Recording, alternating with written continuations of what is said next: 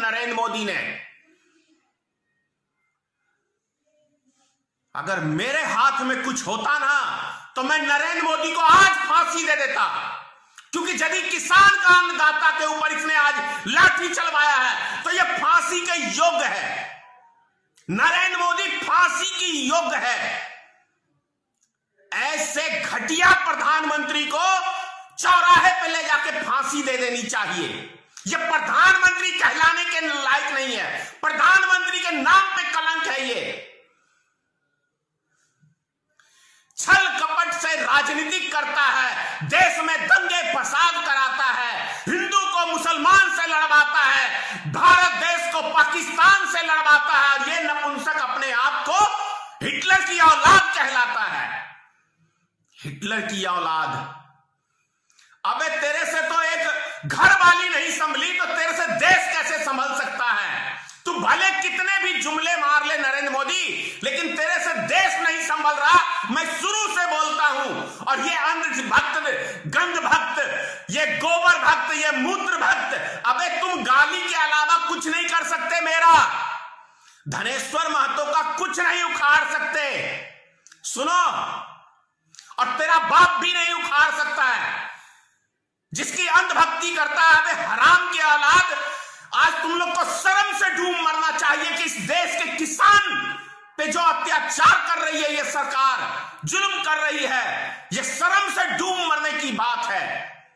क्या कसूर है इन किसानों का? और ऐसी सरकार का क्या काम जो किसी की बात ही ना सुने?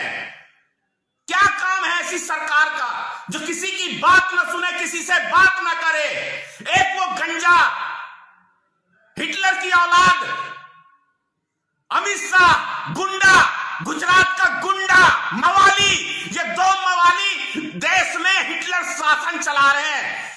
गुजरात के दो मवाली ये हिटलर शासन चला रहे हैं। हिटलर शासन, ये मवाली, जिसके पास ना कोई समझने की शक्ति है, सिर्फ ये गुंडा की ताकत से देश चलाना चाहते हैं, समाज चलाना चाहते हैं, जो देश की जनता कतई बर्दाश्त नहीं करेगी। अब कतई बर्दाश्त करने की योग्य नहीं है। किसान को ठंडे पानी से नहलवा के मरवा दिया। किसान को क्या मांग लिया है? किसान ने, देश के किसान ने क्या मांग लिया है प्रधानमंत्री से, अमित शाह से? अबे देश की जनता के टुकड़ों पे पलने वाले कुत्ते, भारत का प्रधानमंत्री अगर कुत्ते से भी गया गुजरा है। तुम देश की जनता के पैसे पे ऐश मौज करते हो हरामियों, और देश की जनता के ऊपर अत्याचार करते हो। तुम्हारा बाप कमा के रखा हुआ है क्या खजाने में, जिसकी करोड़ का विज्ञापन देते हो? किसके बाप की कमाई देते हो तुम लोग विज्ञापन? किसके बाप की उड़ाते हो? देश की जनता का पैसा उड़ाते हो। तुम्हारे बाप ने कमा के नहीं धरा भारत सरकार के खजाने में, जो तुम हिटलरगिरी दिखा रहे हो देश के अंदर। किसके पैसे पे ऐश मौज कर रहा है? 162 करोड़ रुपया प्रत्येक दिन नरेंद्र मोदी तेरे बाप ने कमा के नहीं धरा है, जो तेरी सुरक्षा में खड़ा होता है, खर्च होता है। मोदी 162 करोड़ रुपया प्रत्येक दिन तेरे ऊपर खर्चा है। नालायक, मुझे नहीं परवाह है। वो जो भेजता है ना उत्तर प्रदेश से अपने 420 आदमियों को कि जा धनेश्वर महतो को फंसा। अरे क्या फंसाएगा? ज्यादा करेगा, मरवा देगा। तू तो गुंडा है ही। तू भी गुंडा, अमित शाह भी गुंडा। दोनों मवाली इस देश के एक शराब है, शराब। गुंडे, गुजरात के गुंडे देश चलाएंगे। तेरे बाप ने कभी देश चलाया था? जो तू चला देश चलाने, और चल रही है तेरे से देश। जुमले की औलाद, जीवन में कभी सत्य बोला है? पता नहीं कौन सा वो दिन मनहूस होगा जिस दिन इस देश में ये दो शराब अमित शाह और ये हरामी नरेंद्र मोदी पैदा हुआ था। ये इस देश के दो शराब है, शराब। आरएसएस के ये गंदगी है, गंदगी। आरएसएस की बीज बोई हुई गंदगी है, गंदगी, जिससे देश का पूरा वातावरण खराब कर रखा है इसने। जब से ये प्रधानमंत्री बना है तब से एक भी नागरिक न हिंदुओं को चैन से रहने दे रहा, न मुसलमानों को चैन से रहने दे रहा, न देश के किसानों को चैन से रहने दे रहा। और हर दिन ले आता है अपने मन की बात। तेरा मन नहीं हो गया वो कुतुब मीनार हो गया? तेरे मन की बात सुने और तू जनता की बात ना सुने। नरेंद्र मोदी ले आ गया एक हरामजादे का फोन।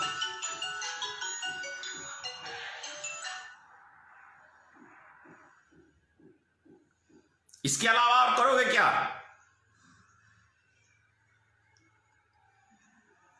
देश के किसानों पे अत्याचार कतई बर्दाश्त करने वाली नहीं है मिस्टर नरेंद्र मोदी। तेरे अंदर तो मानवता 1% है ही नहीं। इसलिए तू ना तेरा बाल है, ना बच्चा है, ना बीवी है, मां है वो भी पता नहीं है या नहीं है। तू जब मां को इस्तेमाल कर सकता है, 90 साल की मां को एटीएम के लाइन में लगा सकता है, तो पता चलता है तेरे चाल चरित्र का, कुकर्म का, तू कितना बड़ा गंदा आदमी है नरेंद्र मोदी। 90 साल की मां को लगा दिया था ना एटीएम के लाइन में। कितना बड़ा स्वार्थी और कितना बड़ा निकम्मा। कौन सा वो दिन होगा, वो पता नहीं कौन सी मनहूस घड़ी होगी जो तेरी मां ने तुझे इस देश के लिए एक शराब को जन्म दिया। शराब को, देश का एक शराब है, शराब।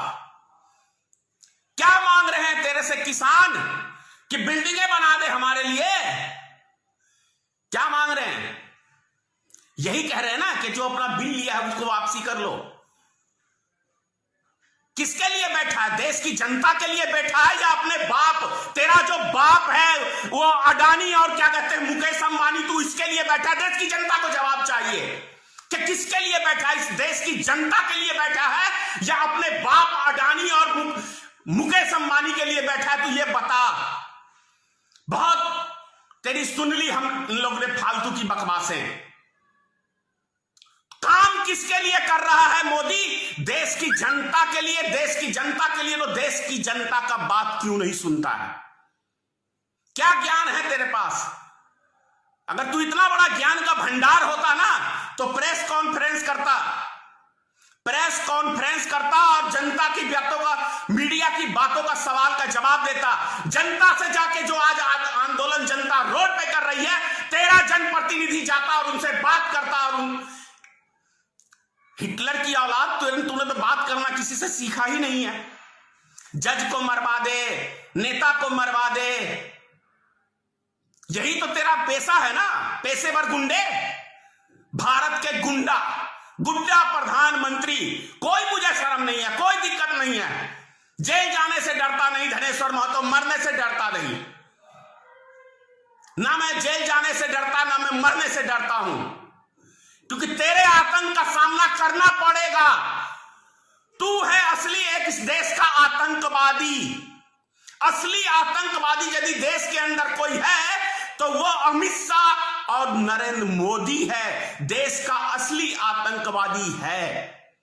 और ये आतंकवादी अपने बाप मुकेश अंबानी के लिए मरता है और अडानी के लिए मरता है। उसके अलावा ये किसी की नहीं सुनता है।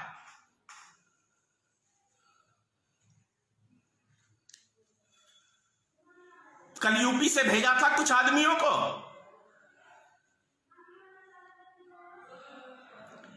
क्या करेगा?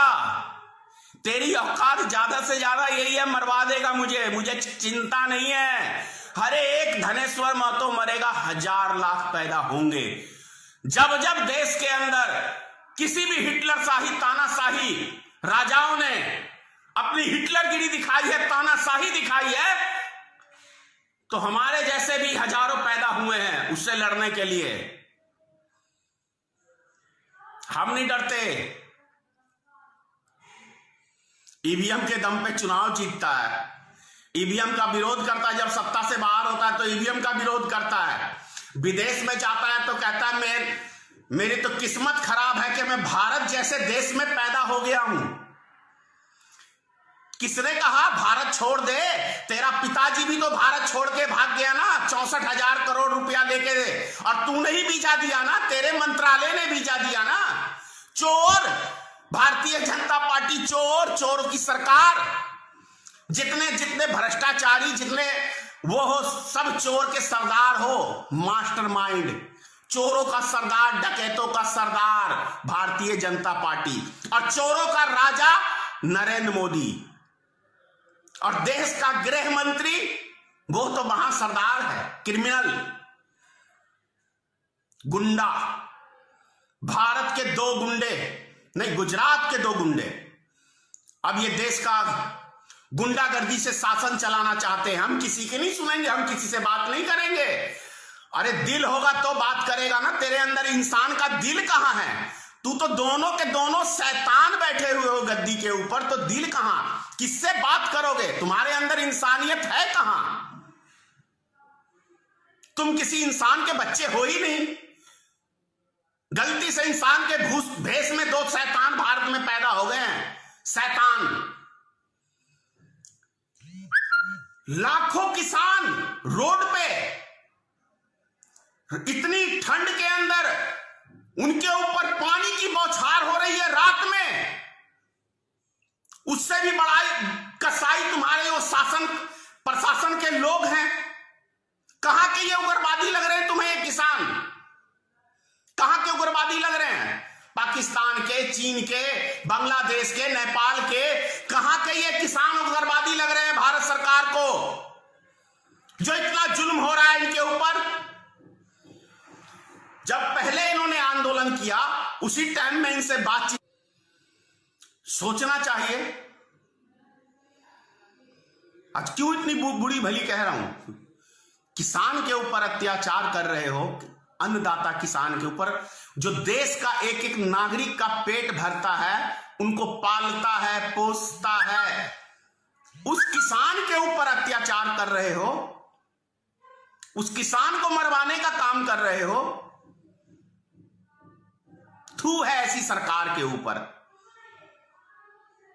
मोदी, अमित शाह, जरा भी इंसानियत बची है ना तो जा किसानों से बात कर और उनकी मांग को समझ। क्या मांग रहे हो? कोई गाड़ी बंगला नहीं मांग रहे, तेरे से फ्री का कोई चीज नहीं मांग रहे,